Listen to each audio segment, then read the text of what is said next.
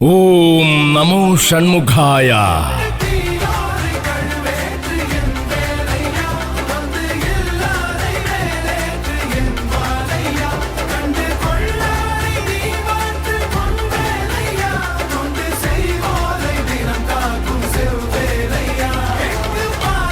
നാടുണരുകയായി, നാനാദിക്കിലും ആഘോഷത്തിന്റെ പൊന്നിൻ വസന്തം വിരിയുകയായി.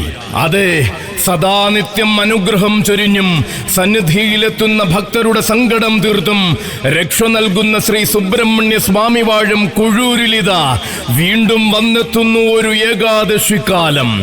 6 അടിയിലധികം ഉയരത്തിൽ ദേവപ്രതിഷ്ഠയുള്ള കേരളത്തിലെ ഏക സുബ്രഹ്മണ്യ സ്വാമി ക്ഷേത്രമായി പേരുകേട്ട കൊഴൂർ ശ്രീ സുബ്രഹ്മണ്യ സ്വാമി ക്ഷേത്രത്തിലെ ചരിത്ര പ്രസിദ്ധമായ കൊഴൂർ ഏകാദശി ഒരുങ്ങുമ്പോൾ കൊഴൂരിന്റെ ഉത്സവ പാരമ്പര്യത്തിന് പകിട്ടും പ്രൗഢിയും പകരുവാനിതാ ഒരുങ്ങിയിറങ്ങുന്നു ഞങ്ങൾ.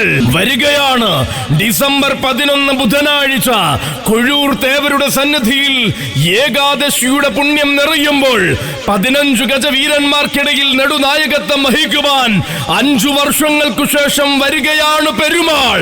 ഗജങ്ങളിൽ ദൈവം ഗുരുവായൂർ പത്മനാഭനും ഗജകുലത്തിന്റെ ഉന്നതൻ കണ്ടംപുള്ളി ബാലനാരായണനും ഗജലോകത്തിന്റെ ചക്രവർത്തി സാക്ഷാൽ തെച്ചിക്കോട്ടുകാവ് രാമചന്ദ്രനും തുടങ്ങി മാതംഗ മലയാളം അടക്കിവാണ മംഗലാം കുന്ന് കർണനും ഉത്സവ മലയാളം കണ്ട ഉത്തമ സൗന്ദര്യം നാണുബെഴുത്തച്ഛൻ ശ്രീനിവാസനും പൂരനായകൻ പാറമേക്കാവ് ശ്രീ പത്മനാഭനും നിത്യഹരിതനായകൻ തിരുവമ്പാടി കുട്ടി ശങ്കരനും നീലകണ്ഠപ്രിയ ഗജരാജ വൈഡൂര്യം മംഗലാം കുന്നയ്യപ്പനും ഗജതാര ചക്രവർത്തി ചിറക്കൽ കാളിദാസനും നവയുഗ ഛത്രാധിപതി തിരുവമ്പാടി ചന്ദ്രശേഖരനും വള്ളുവനാടൻ വല്യാന ചേർപ്പുളശ്ശേരി രാജശേഖരനും ഗജരാജ കൊടുമുടി ചേർപ്പുളശ്ശേരി അനന്ത പത്മനാഭനും തിടം പേറ്റു നിന്ന മണ്ണിലേക്ക് സാക്ഷാൽ കൊഴൂർ സ്വാമിനാഥൻ നെഞ്ചും വിരിച്ചു നിന്ന നാട്ടിലേക്ക് ഇതാ വീണ്ടും വരികയാണ് പെരുമാൾ.